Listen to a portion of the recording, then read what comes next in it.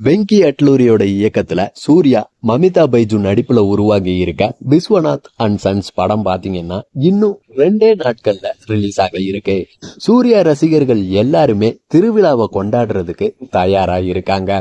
இந்த படம் ரிலீஸ் ஆனா போதுண்டா, தியேட்டரையே அலற விட்டுறணும் அப்படின்ற ஒரு முடிவுல தான் நம்ம அன்பான ஃபேன்ஸ் எல்லாருமே காத்துக்கிட்டு இருக்காங்க. இந்நிலையில இந்த படத்தை பத்தி நம்ம சூர்யா அண்ணா வெளியிட்டு இருக்க ஒரு செய்தியில என்ன சொல்லி இருந்தாருன்னா, முற்றிலும் வித்தியாசமான காதல் கதையில இந்த படம் உருவாகி இருக்கு. இது போன்ற கதைகள்லாம் அரிதா மட்டும்தான் திரையில ரிலீஸ் ஆகும்.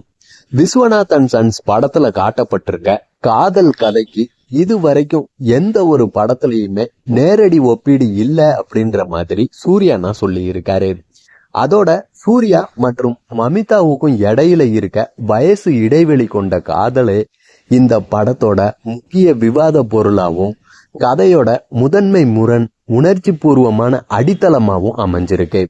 ஒரு குடும்பத்தோட பின்னணியில நடக்கிற உணர்வு பூர்வமான சம்பவங்களையும் சமுதாயத்துல வயசு இடைவெளி இருக்க காதலை சுத்தி இருக்க பார்வையையும் மையமா கொண்டு இந்த படத்தோட திரைக்கதைய அமைச்சிருக்காங்க.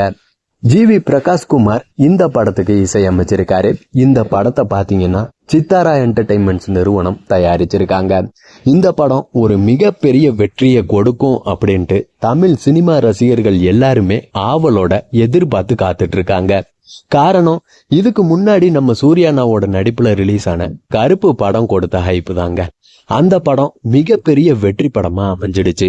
அதை தொடர்ந்து ரிலீஸ் ஆகிற இந்த விஸ்வநாத் அண்ட் சன்ஸ் படமும் மிகப்பெரிய வெற்றி படமா அமைஞ்சுது அப்படின்னா தமிழ் சினிமாவில் சூர்யா தான் டாப் நடிகரா வலம் வருவாரு அப்படின்ட்டு சூர்யா ஃபேன்ஸும் ஆவலோட மரண வெயிட்டிங்ல காத்துக்கிட்டு இருக்காங்க. பொறுத்திருப்போம். இன்னும் 2 நாட்கள்ல படம் ரிலீஸ் அன்னைக்கே தெரிஞ்சிடும் இந்த படம் எந்த அளவுக்கு ஒரு வெற்றியை கொடுக்கும் அப்படின்றது.